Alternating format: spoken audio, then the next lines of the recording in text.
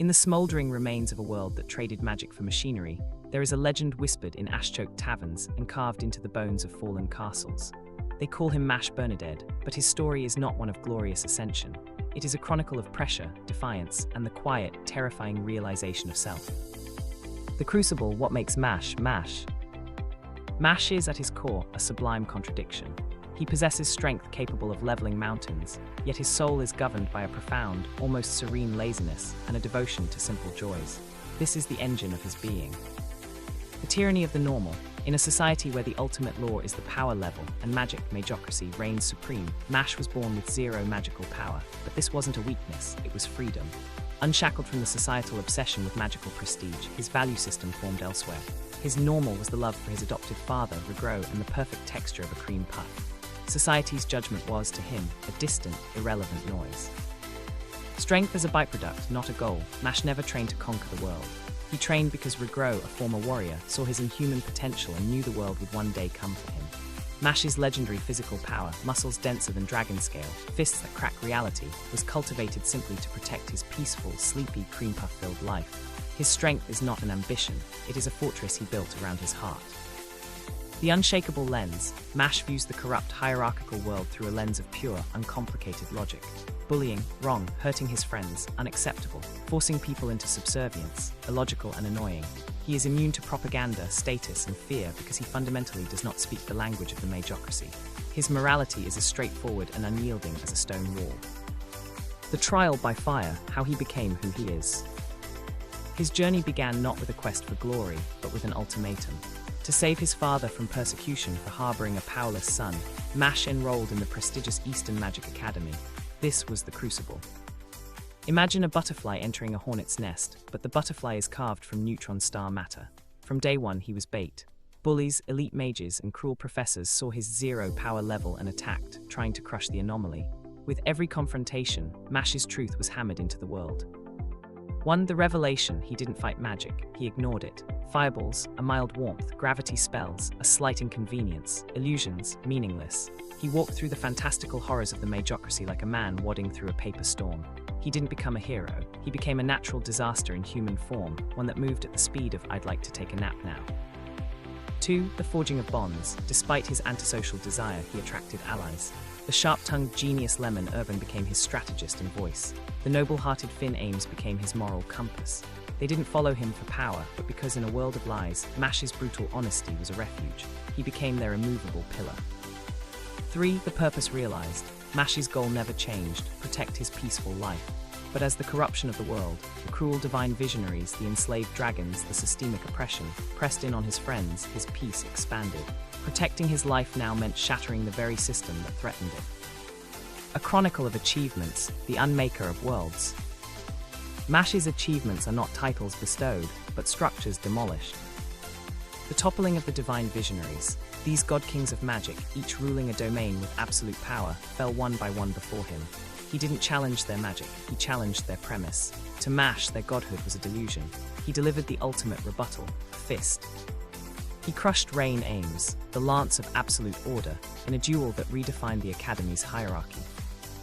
He faced Abel Walker, the time-manipulating warden, and proved that sufficient force exists outside of time's flow. His battle against Innocent Zero, the puppeteer of fate and his greatest foe, was an apocalyptic event where sheer physicality clashed with the fabric of reality itself. The liberation of Mashle. He freed his nation from the centuries-long conspiracy of Innocent Zero, not to become a ruler, but to ensure no one could ever rule with such cruel arbitrary power again. The redefinition of power, his greatest achievement, is philosophical. In a world that worshipped magic as the sole metric of worth, Mash proved that will, devotion, and the simple strength to protect what you love constitute a power beyond any spell. He made the concept of the strongest irrelevant, replacing it with the unwavering. The legend solidified. Today, Mashle is a myth walking. Some call him the god of destruction, others the Iron Giant. To his friends, he is just Mash, who still loves cream puffs above all else. He became who he is not by seeking a destiny, but by refusing every destiny the world tried to force upon him. He is the unbreakable anvil upon which the hammer of a magical world was shattered. His story thrills not because of the explosions he causes, though they are monumental. Never for a second doubted the strength of being himself. Hey everyone, let's talk about a legendary franchise that redefined modern anime, Fate Stay Night. First, imagine this, a secret magical tournament. 7 modern-day wizards called Masters, each summon a servant, the empowered spirit of a legendary hero from history or myth. You've got King Arthur, Gilgamesh, Hercules, all these iconic figures, now in a brutal battle royale in a modern city. The prize, a single wish granted by the ultimate power source, the Holy Grail. That's the explosive premise of Fate Stay Night, but its story behind the scenes is just as epic. It didn't start as a smash hit anime. It began in 2004 as a visual novel, a story-driven PC game with branching paths. And it wasn't just any game. It was a genre-defining masterpiece by Type Moon, with 3 distinct, intertwined roots. Fate, the classic hero's journey. Unlimited Blade Works, a story of ideals, rebellion, and forging your own path. Heaven's Feel, a darker, more personal tragedy. This structure meant the story had insane depth. You couldn't get the full picture from just one angle. This dense, rich lore was the rocket fuel for everything that came next. So how did it explode into the phenomenon it is today? The 2006 anime adaptation was just the beginning, but the real tipping point was Fate Zero in 2011-2012, a prequel written by Gen Urabuchi and animated by the legendary studio Ufotable. This was the game changer. Ufotable's animation was, and still is, mind-blowing. They treated magical battles like supernatural warfare, with cinematography and effects that felt like cinematic spectacles. Suddenly, everyone was paying attention.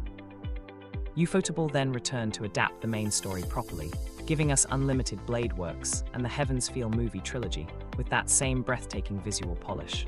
The franchise proved it could be both deeply philosophical and visually stunning. But what makes Fate so cool, so enduring? 1. The servant system. It's the ultimate what-if crossover.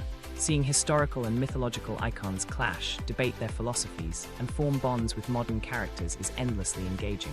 It makes history feel alive and epic. 2. Depth versus spectacle. You can enjoy it on the surface for the incredible fights, swords clashing, spells exploding, heroes calling out their ultimate moves. Excalibur, but you can also dive into its deep themes, the burden of heroism, the corruption of ideals, and what it truly means to save someone. 3. A vast, living universe. From the main timeline, it expanded everywhere. Mobile games like the global juggernaut Fate Grand Order, comedies, spin-offs in ancient China, the Wild West, you name it. There's a Fate story for every mood. 4. The cool factor. It treats its lore with a straight face and immense style. Summoning rituals, magical crests, command spells, it all has a weight and a rule set that feels authentic. And the character designs are iconic, blending historical inspiration with modern anime flair. In short, Fate Stay Night started as a deep, literary gem. Through visionary animation and smart expansion, it became a modern mythos, a gateway to history, philosophy, and pure, unadulterated epic spectacle. It's a franchise that asks big questions, but never forgets to make the journey look absolutely spectacular. That's the magic of Fate. Thank you for watching. Subscribe for more guides.